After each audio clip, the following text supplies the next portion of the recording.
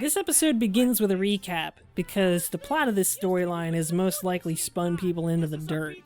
If you're watching this now, that was a stupid sentence, I'm sorry.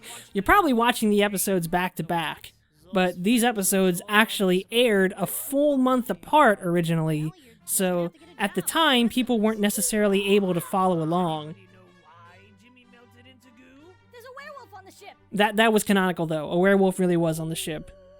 So, hello, I make Deadly Space Action, and when I'm not making this show, I make tiny metal keys that don't go to anything. This is episode 11.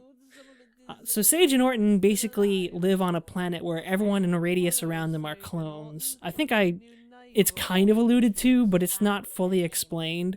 But I think it's just the nature of the planet. If you move in, clones will appear in the houses around you. So if you were to travel a few miles north, you'd see a bunch of clones of someone else. Which makes the housing market ridiculously affordable. Because there's all these empty houses. I mean, it just looks like a really attractive place to move to. So, just a little more shop talk.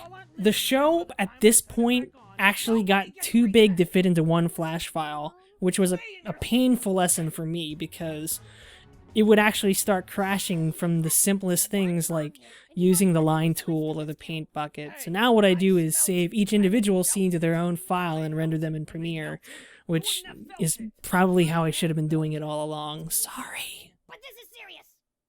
Man, why did I make Madison so irritable? I guess I envisioned her as an antagonist from Lemurian initially, but I like to have balance with my characters, and I think Ashley kind of already fits that role, so I had to find a new role for Madison between seasons. It's kind of like a party formation in an RPG, you know? You can't have 4 thieves and 1 wizard and expect to do anything. Well, I mean, I guess you could pickpocket your enemies to death, but, you know, I could go for hours on character balance. It's super important. And the stick is up. Oh, the stick is gone. Okay, just as a disclaimer, I love sports. I watch nearly all of the American sports, but I have no problem poking fun at them. Especially bizarre alternate universe sports. It's fun. To bring you this disturbing news. Is it about video games? Okay, I think it was by this point where I really began to understand the limits of my vocal range, because I'm really struggling to find new voices for characters. But I'm pretty happy with that ending, you know? It's nice to not cop out with some sort of violence like I used to fall back on, and actually bow out with subtle wordplay. So on the next episode,